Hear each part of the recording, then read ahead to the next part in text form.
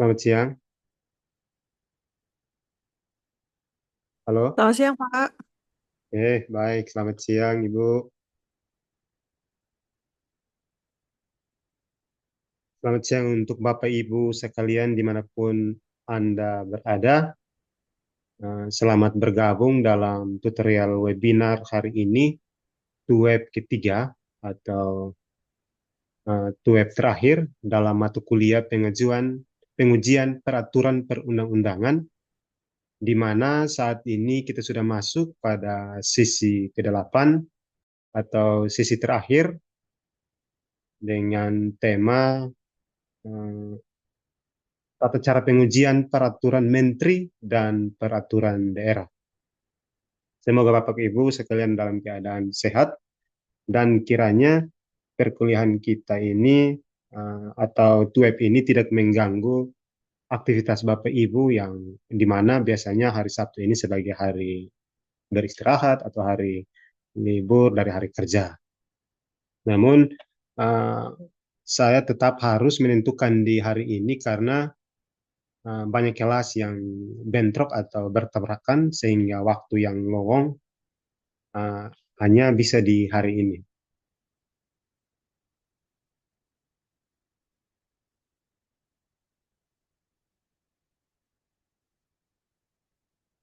Saya share materi dulu ya.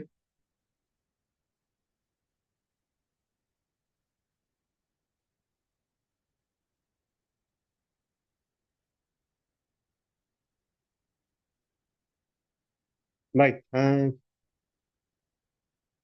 materi terkait dengan tata cara pengujian peraturan menteri dan peraturan daerah ini terdapat dalam modul 8 dan modul 9 AKUM 4404. Jadi sekali lagi saya mau sampaikan kepada Bapak Ibu sejak dari sisi 1, sisi 2 untuk TUEP dan hari ini TUEP ketiga.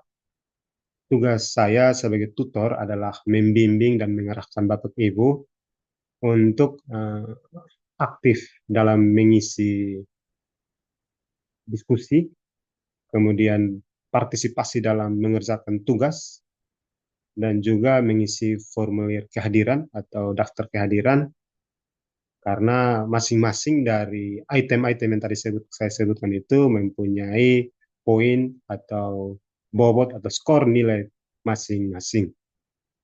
Tugas saya di sini juga yakni untuk mengulang kembali materi modul yang telah Bapak Ibu, saudara-saudara mahasiswa telah membaca ataupun menonton pada materi pengayaan.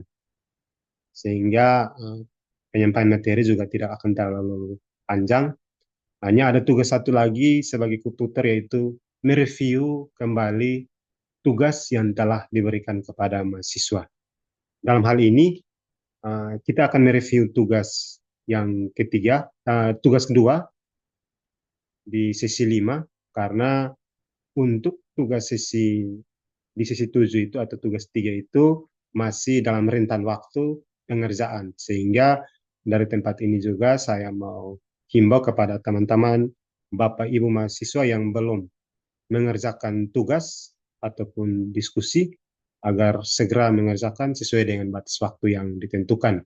Ataupun kalau Bapak Ibu yang telah mengerjakan namun mendapatkan nilai yang Bapak Ibu merasa belum pas untuk dimaksimalkan, maka silahkan untuk diperbaiki sesuai dengan petunjuk pada e-learning Bapak Ibu masing-masing.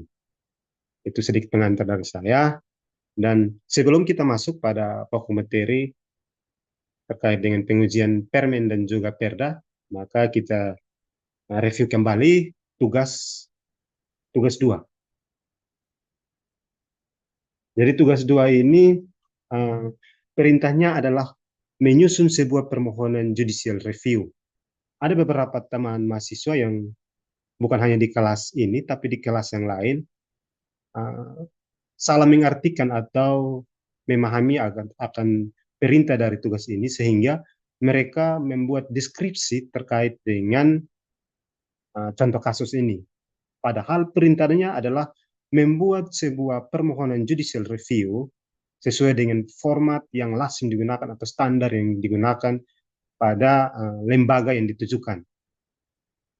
Jadi contoh kasusnya terkait dengan periodisasi masa jabatan presiden, wakil presiden yang diatur dalam Undang-Undang Dasar 1945, tepatnya pada pasal 7, di mana masa jabatan atau periodisasi hanya dibatasi untuk 2 kali masa jabatan yang sama. Begitu juga dengan uh, masa jabatan untuk kepala daerah, yakni gubernur, bupati, dan wali kota, hanya dibatasi 2 periode. Hal ini berbeda dengan pengaturan yang dilakukan untuk anggota DPR, DPD, dan DPRD, baik itu provinsi maupun kabupaten kota, karena tidak dibatasi masa jabatan atau masa periodisasinya. Artinya, selama rakyat masih memilih anggota DPR, DPD, DPRD, maka ia tetap sebagai anggota lembaga tersebut. Sehingga banyak anggota DPR yang menjabat lebih dari 2 periode sampai dengan saat ini. Nah, ketiadaan pembatasan masa jabatan ini tentu akan membatasi kesempatan bagi seseorang untuk bersaing menjadi anggota lembaga tersebut.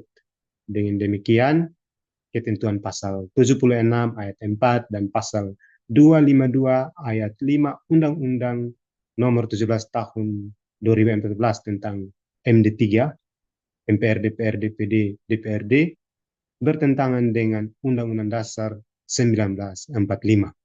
Ini contoh kasusnya.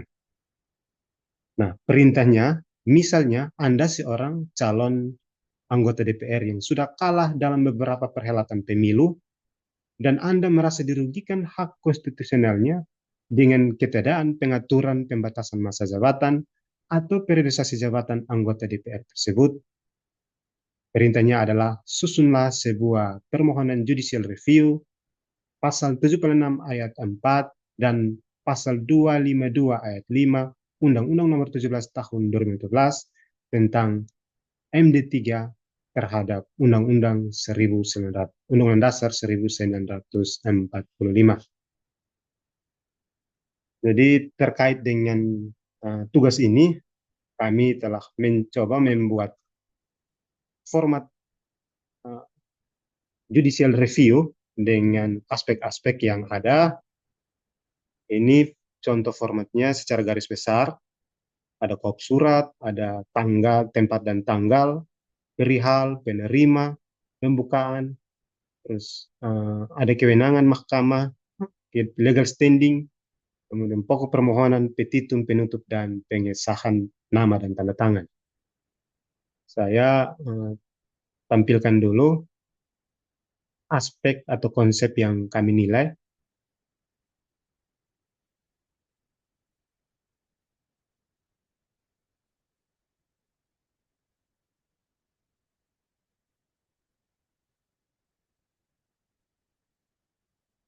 Ya, ini Bapak Ibu, contoh judicial review berdasarkan contoh kasus yang ada dalam tugas 3.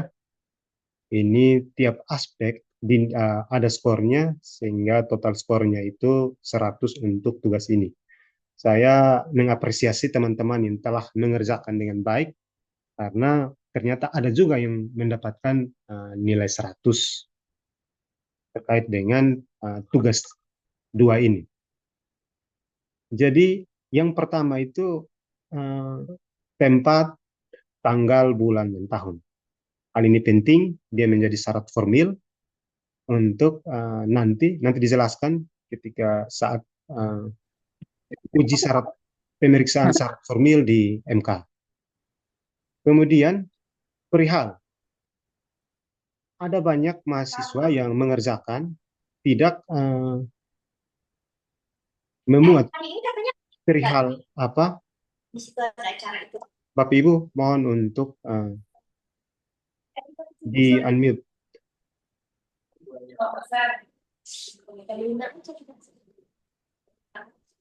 Terus Mas Erlan ini lagi sambil nonton konser pulangnya. Halo? Oh iya. Maaf, saya mute aja. Atau ada yang mau disampaikan? Ibu Agustina? Oke, kira-kira kita lanjut ya. Jadi, banyak mahasiswa yang tidak memuat perihal. Padahal hal ini sangat penting untuk menentukan pengujian ini dilakukan kepada MK atau MA. Sehingga perihal ini permohonan uji material pasal 76 dan seterusnya Undang-Undang Nomor 17 Tahun 2014 tentang MPR, DPR, DPD, dan DPRD terhadap Undang-Undang Dasar 19 Undang-Undang Dasar Negara Republik Indonesia tahun 1945. Karena yang diuji adalah undang-undang terhadap undang-undang dasar, maka penerima atau tujuan dari permohonan itu ditujukan kepada Ketua Mahkamah Konstitusi Republik Indonesia dengan alamat Jalan Merdeka Barat, Jakarta Pusat. Jadi, tiap aspek ini mempunyai bobot nilainya masing-masing. Nah, untuk menilai atau masuk pada uh, pokok permohonan dan seterusnya, kita perlu ketahui bunyi pasal 76 ayat 4 dan pasal 252 ayat 5 Undang-Undang Dasar Undang-Undang Nomor 17 Tahun 2014. Jadi, uh, pada pasal 76 ini dan pasal 252 sesuai dengan contoh ini, bunyinya menyatakan pada pokoknya bahwa masa jabatan anggota DPR, masa jabatan anggota MPR, DPR, DPD, DPRD, provinsi dan kabupaten kota adalah 5 tahun dan berakhir pada saat anggota DPR baru mengucapkan sumpah atau janji. Jadi sepanjang uh, anggota anggota DPR atau anggota-anggota lembaga tersebut masih dipilih oleh masyarakat, sebagaimana tadi contoh di pertanyaan di soal tadi, maka dia tetap atau anggota tersebut tetap menjabat sebagai anggota DPR sepanjang masih dipilih dan kemudian mengucapkan sumpah atau janji. Sehingga di situ tidak ada masa pembatasan masa jabatannya.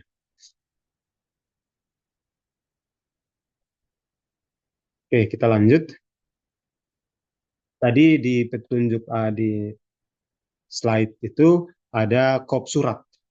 Kop surat atau permohonan. Kop surat ini dia berlaku apabila kepentingan hukum dari pemohon diwakili oleh advokat atau pengacara. Sehingga di kop itu bisa dimuat advokat kantor pengacaranya.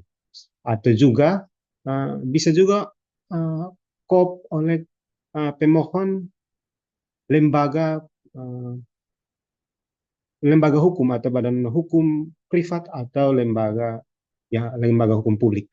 Nah, itu dia perlu adanya KOP. Sementara kalau perorangan tidak perlu KOP, langsung pada tanggal. Kemudian ini kita masuk pada pembukaan dengan hormat. Ini identitas dari pemohon, nama, dan seterusnya. Selanjutnya disebut pemohon. Nah, kalau kepentingan hukum dari pemohon ini diwakilkan oleh advokat, maka dalam identitas ini dibuat identitas dari advokat. Advokat, kalau 2 orang ditaruh 2 orang, atau seterusnya. Misalnya kalau advokatnya 1 orang, nama, kemudian profesinya advokat, keluarga negara Indonesia, NIK, dan sebagainya, alamat. Nah, setelah di alamat ini, dia perlu menjelaskan terkait dengan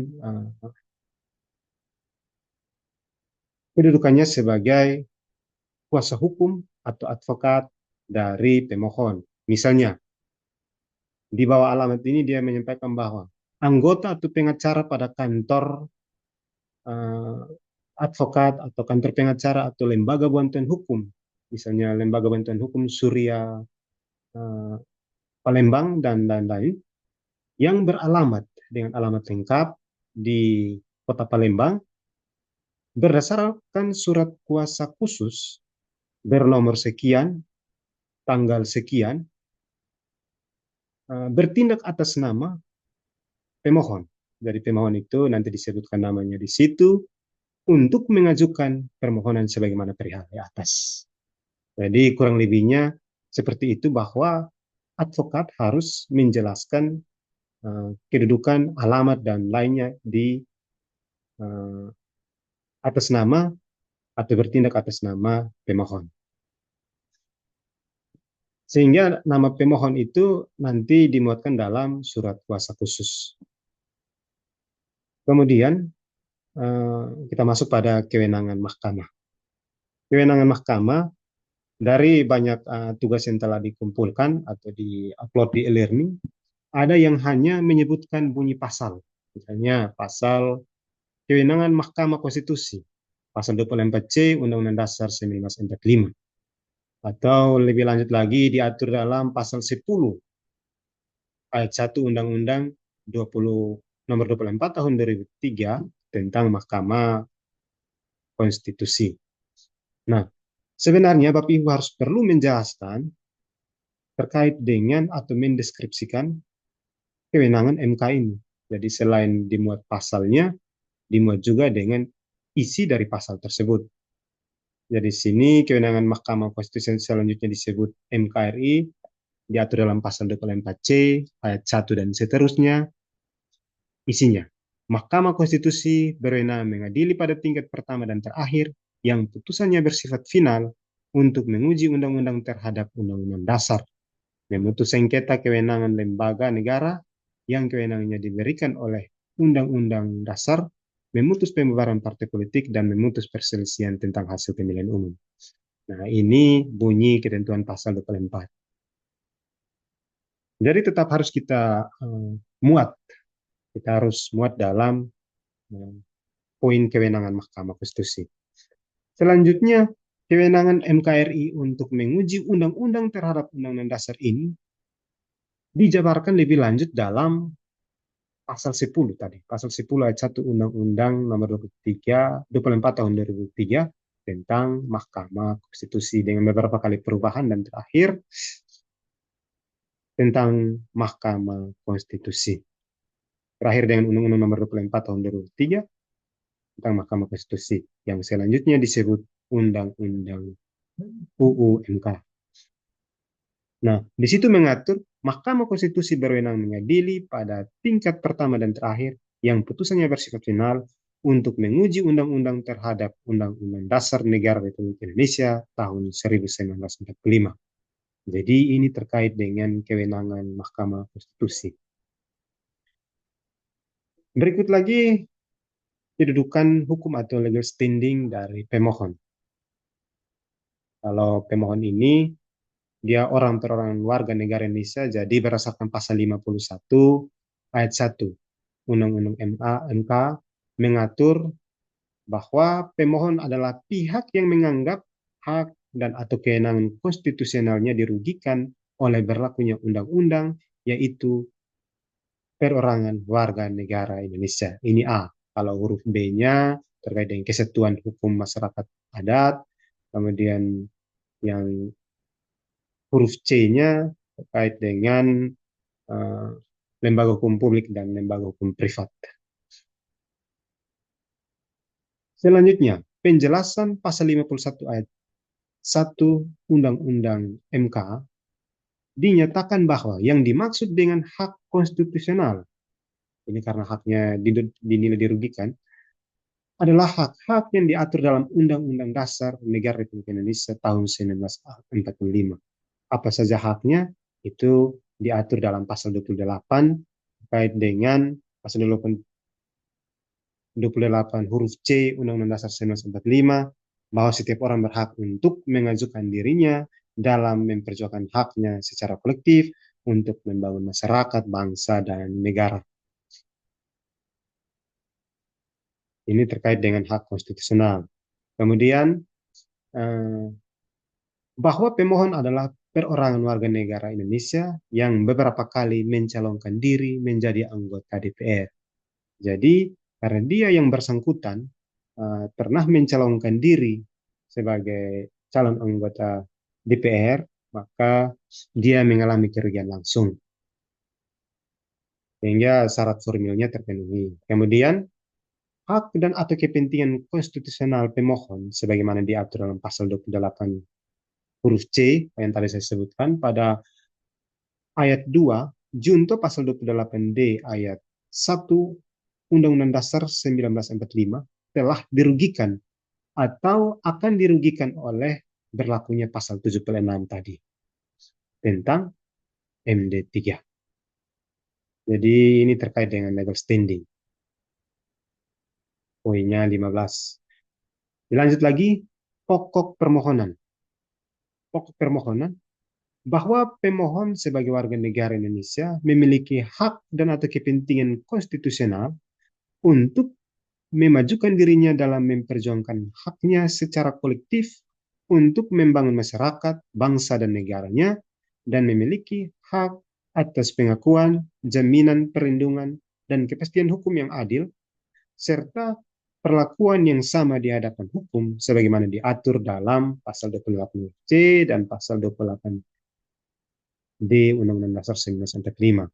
Jadi pasal 28 itu dia mengatur terkait dengan haknya secara kolektif untuk membangun masyarakat bangsa dan negara, sementara pasal 28 uh, terkait dengan memiliki hak dan pengakuan yang dan kepastian hukum yang adil serta perlakuan yang sama di hadapan hukum. Itu terkait dengan pasal 28C ayat yang kedua.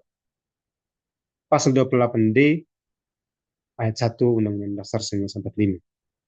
Itu terkait dengan pokok permohonan. Jadi pokok permohonan ini bisa juga Bapak Ibu menjelaskan lebih detail, tapi pada prinsipnya adalah kita menjelaskan bahwa dengan keberadaan uh, pasal tadi, pasal 76 itu, dia merugikan hak konstitusional yang diatur dalam pasal 28 huruf C dan huruf D. Pada intinya adalah menimbulkan kerugian konstitusional. Jadi Bapak Ibu bisa menganalisis dan lain sebagainya. Yang penting pada pokoknya menjelaskan terkait kerugian tadi. Kemudian petitum.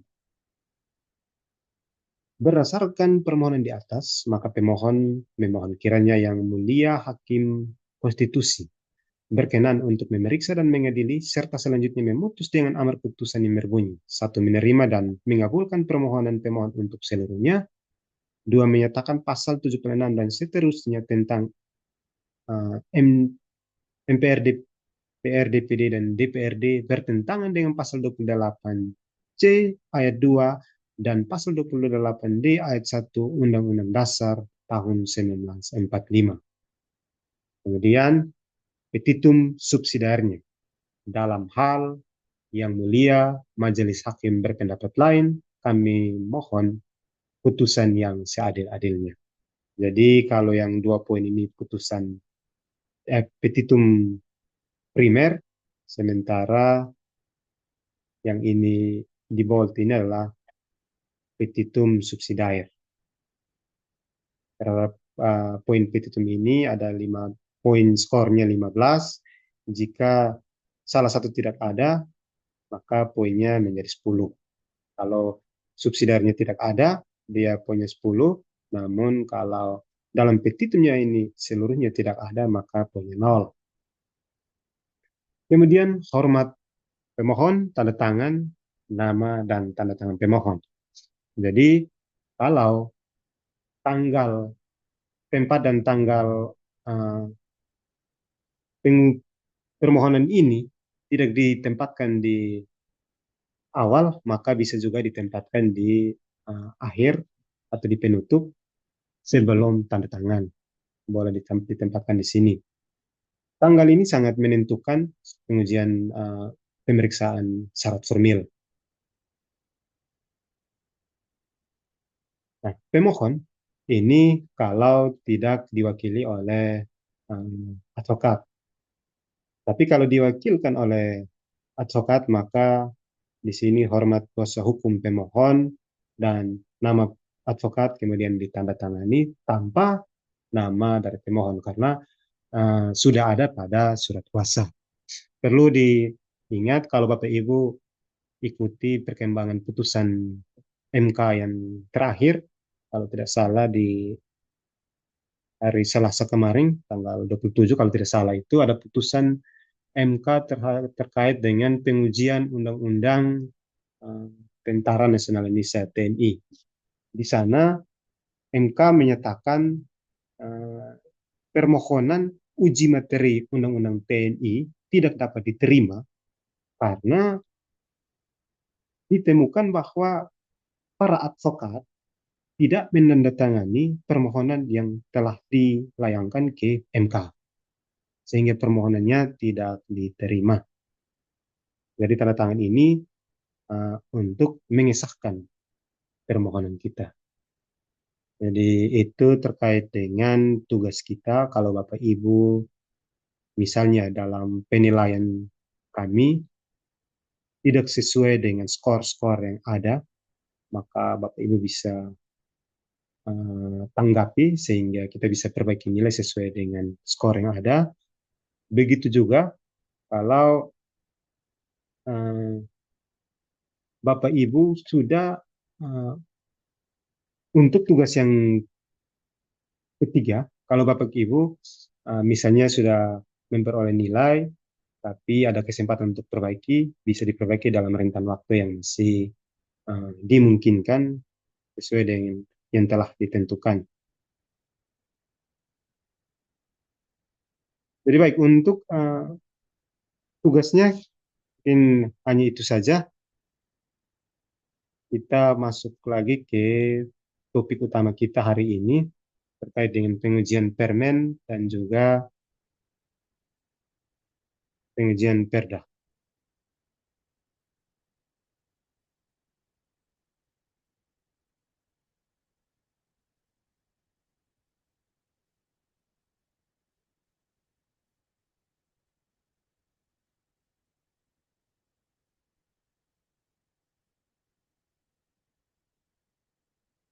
Oke, kalau Bapak Ibu sudah menonton video atau materi pengayaan di e-learning, maka tentunya Bapak Ibu pasti sudah tahu dan juga mempelajari modul 809 sudah mengetahui tata cara dan mekanisme pengujian peraturan menteri dan juga peraturan daerah. Tunggu saya di sini hanya untuk mengulang kembali materi-materi tersebut.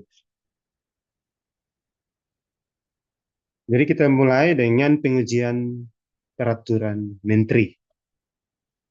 Objek pengujiannya adalah peraturan menteri. Peraturan menteri ini adalah produk dari delegasi atau atribusi. Delegasi atau berarti berasal dari atau turunan dari peraturan perundang-undangan yang lebih tinggi. Jadi biasanya dalam norma suatu peraturan perundang-undangan, contohnya undang-undang, di sana diperintahkan untuk menteri uh, mengeluarkan peraturan menteri untuk melaksanakan undang-undang tersebut. Itu terkait dengan delegasi.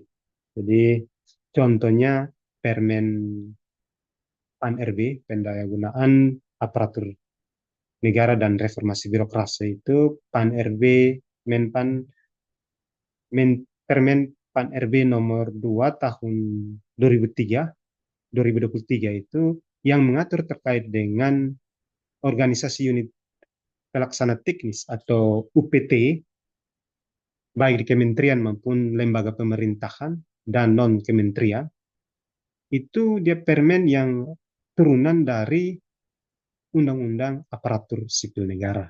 Jadi dalam Undang-Undang ASN terdapat norma hukum yang menyatakan bahwa terkait dengan organisasi unit pelaksana teknis atau UPT akan diatur lebih lanjut dengan peraturan menteri.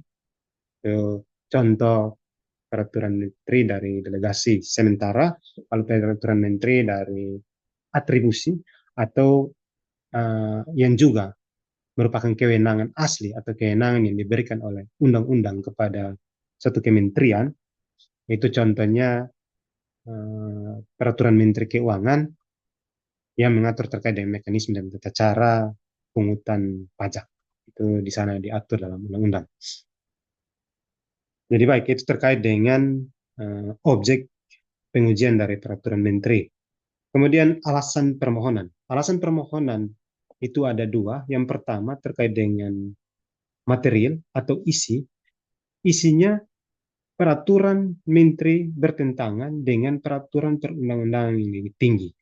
Ini terkait dengan isi. Sementara uh, formilnya, yakni pembentukan permen tidak sesuai dengan ketentuan yang berlaku. Jadi ada dua alasan permohonan peraturan menteri terhadap peraturan yang lebih tinggi, yakni material dan formil seperti yang telah saya sebutkan tadi. Sementara pembentukan permen tidak sesuai dengan ketentuan yang berlaku, biasanya pembentukan itu tetap tidak terlepas dari Undang-Undang 12 tahun 2011 tentang tata cara dan mekanisme pembentukan peraturan perundang-undangan. Itu terkait dengan alasan permohonan. Kemudian pemohon, pengujian permen atau legal standing pemohon. Ini perorangan warga negara Indonesia, Kesatuan Masyarakat Hukum Adat, Badan Hukum Publik, dan Badan Hukum Privat yang dengan alasan adanya permen yang dikeluarkan oleh satu kementerian merugikan atau melanggar hak-hak dari pemohon, dari tiga unsur ini pemohon. Itu terkait dengan permohonan. Pemohon. Lanjut lagi, permohon. Permohon dalam pengujian permen ini adalah pejabatun yang mengeluarkan permen yang bersangkutan, yakni menteri. Kemudian mekanisme pengajuan permen, ini ada 14 hari ini ada kaitannya dengan tanggal yang kita cantumkan dalam permohonan kita, tempat dan tanggal tadi, dia terkait dengan syarat formil, karena mekanisme pengujian permen itu pendaftaran suatu permohonan permen bisa dilakukan di pengadilan negeri setempat pemohon atau juga bisa langsung kepada Mahkamah Agung. Sehingga setelah pendaftaran itu maka akan dilakukan pemeriksaan syarat formil permohonan seperti legal standing, kemudian hal yang dimohonkan, termohon, termasuk dengan tanggal permohonan, sehingga MK harus melakukan pemeriksaan paling lama 14 hari sejak permohonan pengujian permen diterima. Ini terkait dengan tanggal tadi. Kemudian sidang pengujian permen dilakukan secara tertutup. Kalau di MA ini dilakukan secara tertutup, MA hanya membaca permohonan dan jawaban termohon. Sementara kalau di MK, Mahkamah Konstitusi, sidangnya dilakukan secara terbuka untuk umum, kecuali tahapan musyawarah hakim, rapat permusyawaratan hakim, itu dilakukan secara tertutup untuk menentukan putusan. Namun pada sidang putusan, pembacaan putusan tetap dilakukan secara terbuka untuk umum. Itu khusus untuk MK. Kemudian putusan MA bentuknya bisa dikabulkan, ditolak, atau tidak diterima. Jadi putusan MK yang MA, maaf, putusan MA kalau dikabulkan berarti peraturan menteri yang diuji tersebut bisa saja bertentangan dengan isinya, materinya bertentangan dengan peraturan perundang-undangan di atasnya. Atau bisa saja secara formilnya atau proses pembentukannya tidak sesuai dengan mekanisme tata cara peraturan perundang-undangan. Itu dua hal kalau putusan itu dikabulkan.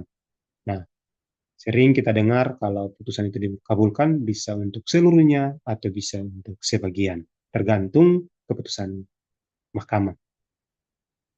Kemudian putusan ditolak. Putusan MA ditolak berarti permen yang diuji tersebut tidak bertentangan dengan peraturan perundang-undangan di atasnya, atau bisa juga pembentukan uh, peraturan menteri tersebut sudah sesuai dengan ketentuan peraturan perundang-undangan yang berlaku. Sehingga putusan dari MA itu dinyatakan ditolak. Nah, putusan tidak diterima.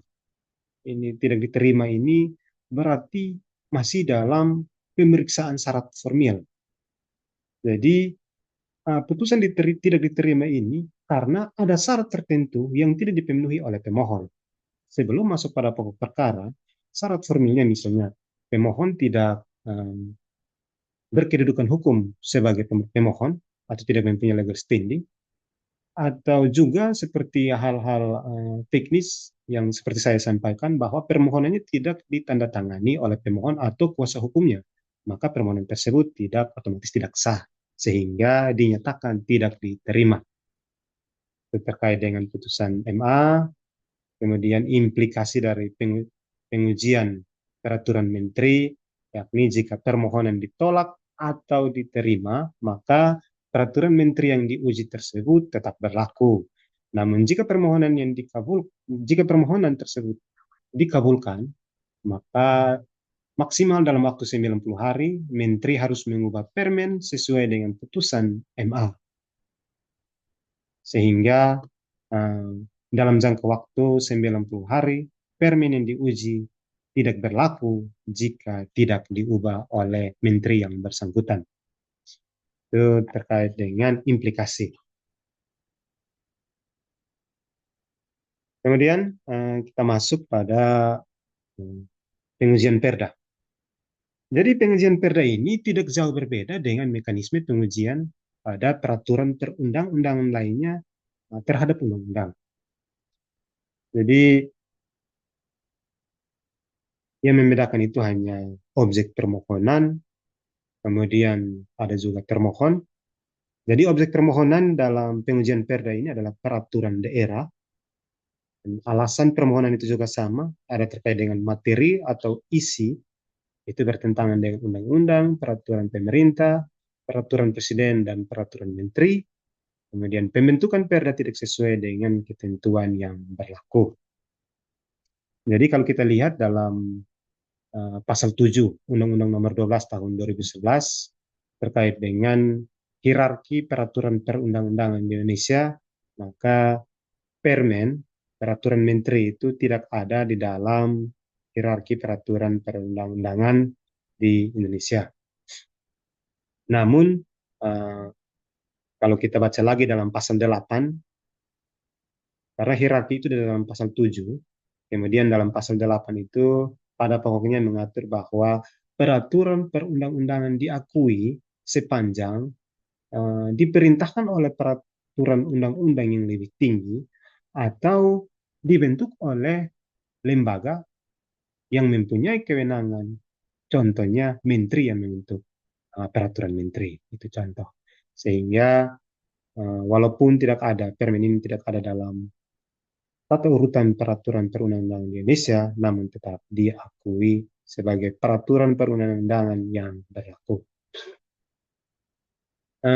Kemudian, kenapa perda bisa diuji kalau bertentangan dengan permen? Karena kedudukan permen memang lebih tinggi dari peraturan daerah. Alasannya bahwa secara kelembagaan, kedudukan menteri itu lebih tinggi dari kepala daerah, baik itu gubernur maupun bupati atau wali kota. Itu kita bisa lihat dalam pasal 17 Undang-Undang Dasar 1945 yang mengatakan bahwa menteri adalah pembantu dari presiden. Jadi kedudukannya lebih tinggi. Kemudian kalau alasan yang kedua bahwa peraturan menteri lebih tinggi dari peraturan daerah karena skalanya nasional. Skala berlakunya suatu peraturan menteri dia berlaku di seluruh wilayah negara kesatuan Republik Indonesia. Sementara perda, dia hanya berlaku pada level lokal atau pada daerah-daerah masing-masing. Itu sehingga perda dapat diuji terhadap permen. Kemudian pemohon sama juga dengan permen. Pemohon pengujian perda ini ada perorangan warga negara Indonesia, kesatuan masyarakat umum adat, dan badan hukum publik atau badan hukum privat yang merasa dirugikan dengan adanya suatu peraturan daerah. Ini terkait dengan uh, pemohon. Kemudian termohon. Termohon dalam pengajuan perda ini yakni pejabat tun yang mengeluarkan perda, yakni kepala daerah. Dalam hal ini gubernur, bupati, atau wali kota. Pembentukan eh, perda ini dilakukan oleh atau dibentuk oleh DPRD bersama-sama dengan kepala daerah. Namun termohon dalam eh, permohonan judicial review terhadap perda ini, termohonnya adalah kepala daerah, gubernur, bupati, dan wakil bupati, bukan DPR. Karena keberadaan DPR dan kepala daerah itu adalah unsur pemerintahan daerah berdasarkan pasal 18 ayat 3 Undang-Undang Dasar 1945 atau juga yang disebarkan lebih lanjut dalam Undang-Undang nomor 23 tahun 2015 tentang pemerintahan daerah. Jadi karena uh, kepala daerah dan DPRD sebagai unsur pemerintahan daerah, di mana kepala daerah sebagai motor penggerak dari pemerintahan daerah, maka yang menjadi subjek hukum termohon dalam pengajuan judicial review perda adalah kepala daerah. Kemudian mekanisme tata cara persidangannya juga sama, didaftarkan di pengadilan negeri atau langsung di Mahkamah Agung. Kemudian sidang pemeriksaan dilakukan paling lama 14 hari sejak permohonan diterima oleh hakim. Kemudian sidang pengujiannya dilakukan secara tertutup, sebagaimana yang dilakukan untuk pengujian terhadap peraturan menteri tadi. Putusan pengujian perda juga sama, dikabulkan, ditolak, dan tidak diterima. Dan implikasi dari putusan MA itu, jika permohonan dikabulkan, maka maksimal dalam waktu 90 hari, kepala daerah harus mengubah perda sesuai dengan putusan MA. Jika tidak diubah, maka otomatis perda tidak berlaku lagi.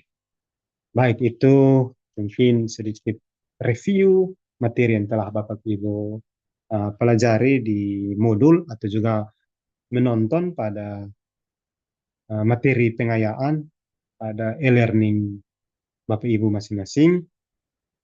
Sehingga inilah yang dapat saya sampaikan. Jika ada yang ingin diskusi atau menanggapi, saya berikan kesempatan. Namun sebelumnya saya ingatkan kepada teman-teman, uh, silakan Bapak Ibu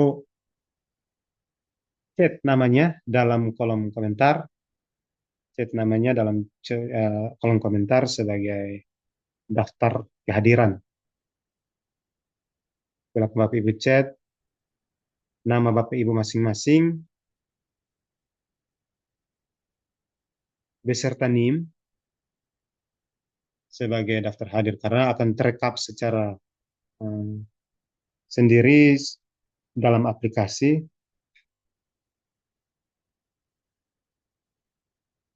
Kita ada berapa orang ya? Sini 12, berarti ada 11 orang.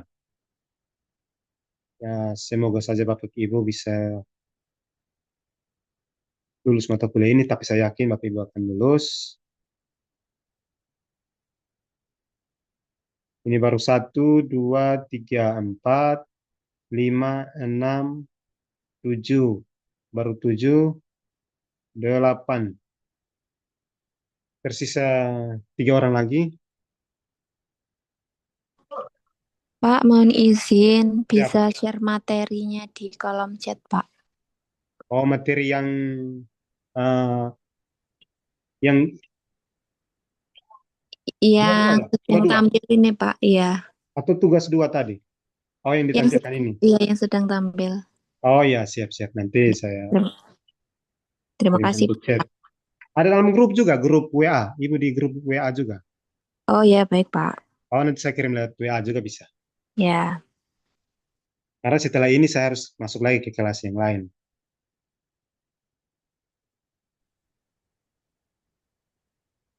Silahkan di chat namanya 11. 1, 2, 3, 4, 5, 6, 7, 8, 9. Tersisa satu orang yang belum mengisi nama atau chat nama sebagai daftar hadir.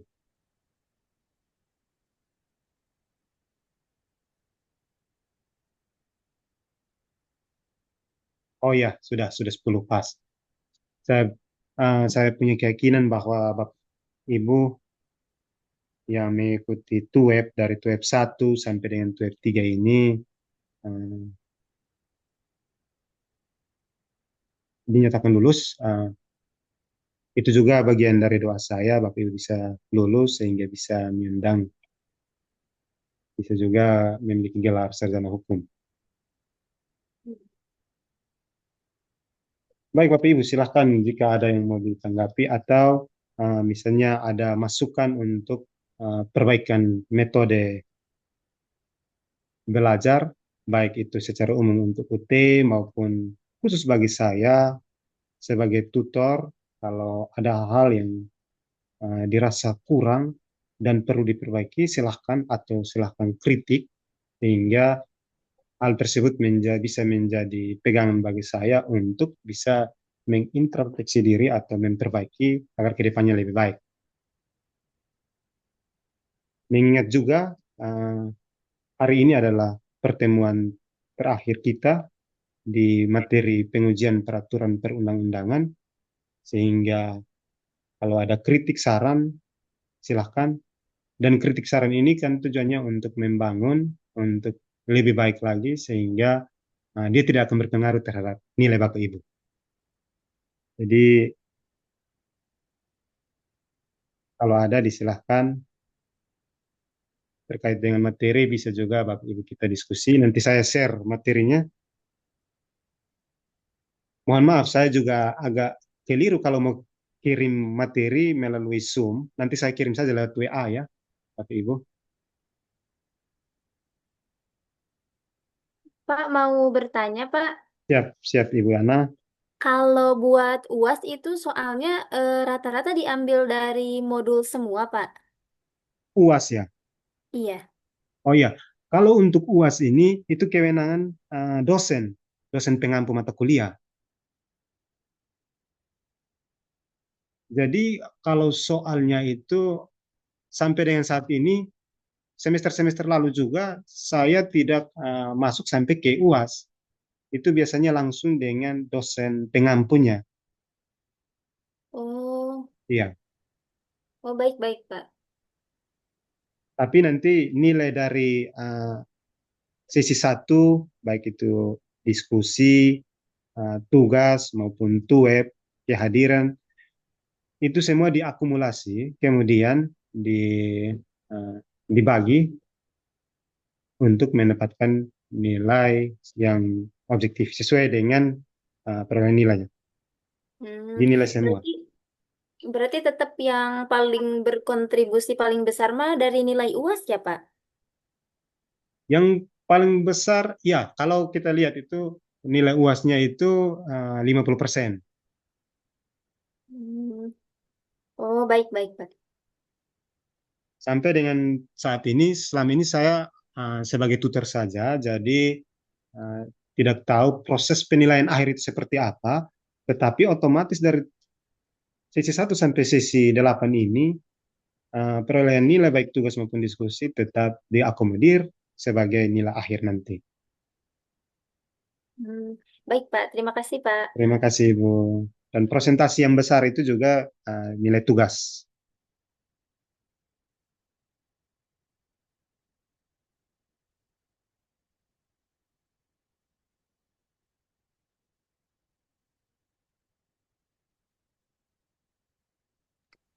Bapak Ibu Pak, mungkin Din siap. mau tanya Iya, Ibu.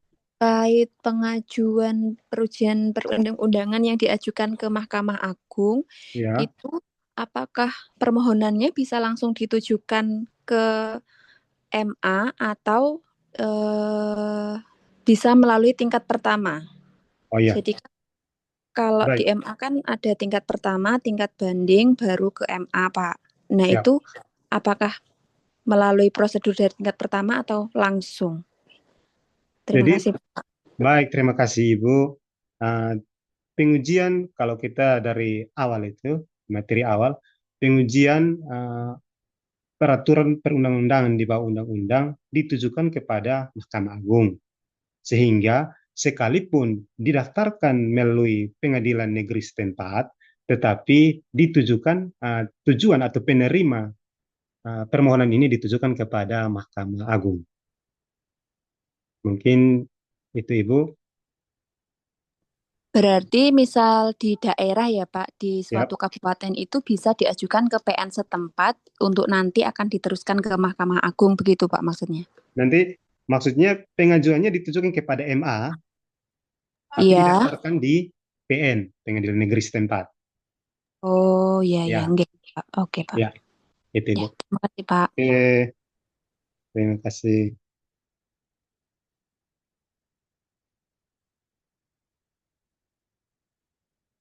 Sambil menunggu yang lain, Bapak Ibu nanti saya minta kita aktifkan kamera untuk saya ambil gambar.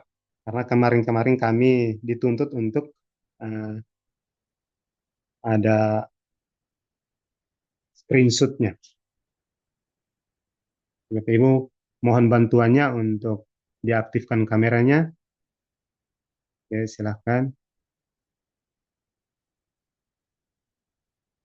Ini baru saya kenal ini mahasiswa Bapak Ibu semua. Masih ada lagi 1, 2, 3, 4, 5.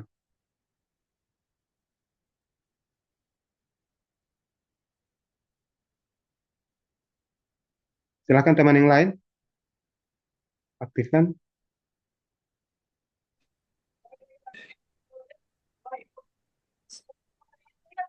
Oke, 2 layar saja karena kita sedikit jadi 2 layar saja.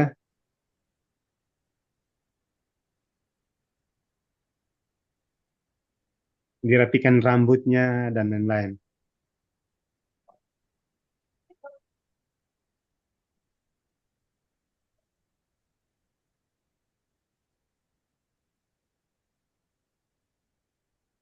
Oke, baik. Terima kasih.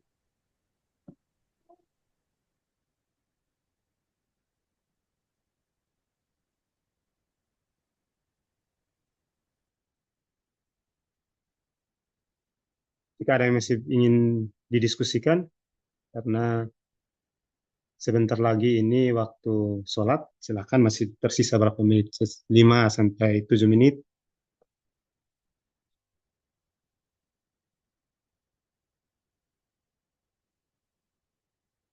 Mungkin ada masukan dari Bapak Ibu untuk UT, proses belajar mengajarnya, atau diskusi tugas bisa disampaikan. Kebetulan mengingat ini sesi terakhir dari mata kuliah ini dan baru pertama dilaksanakan TUEP untuk mata kuliah ini, sehingga kalau ada masukannya disilahkan sehingga saya bisa teruskan ke pihak UT untuk dipertimbangkan masukan Bapak Ibu.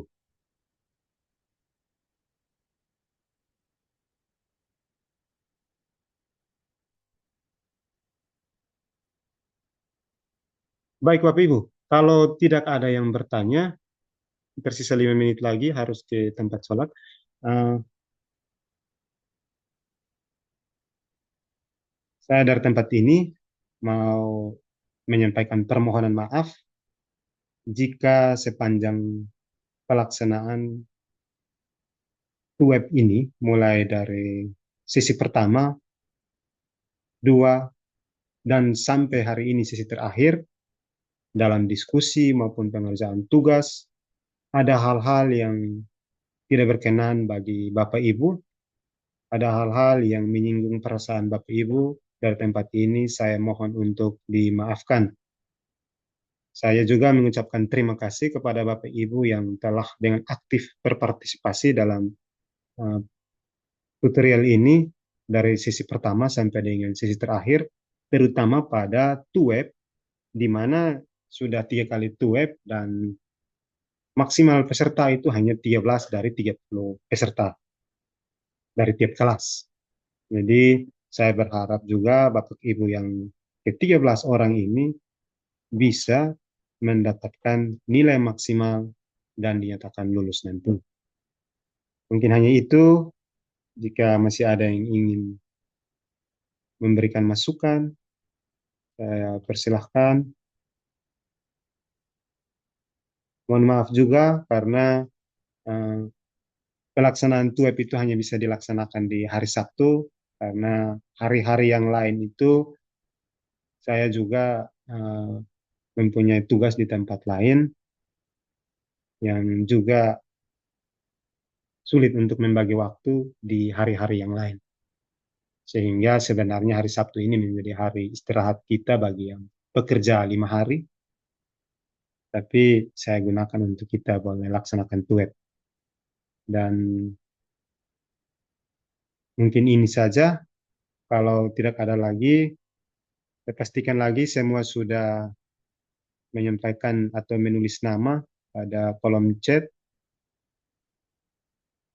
Oke, sudah ya, sudah 10. Mungkin itu saja dari tempat ini. Saya mohon maaf dan mengucapkan terima kasih dan saya mohon undur diri. Terima kasih. Salam, Assalamualaikum warahmatullahi wabarakatuh. Om Swastiastu, Namo Buddhaya, Salve, salam kebajikan, salam sehat untuk kita semua. Terima kasih. Terima kasih, Pak.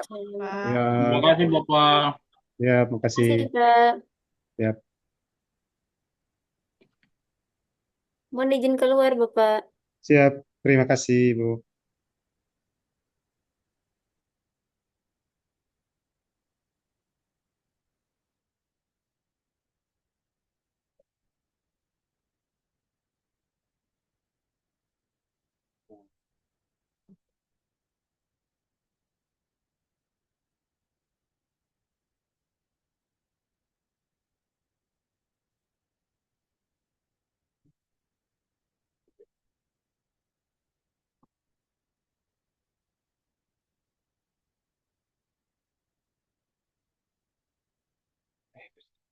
Luar biasa.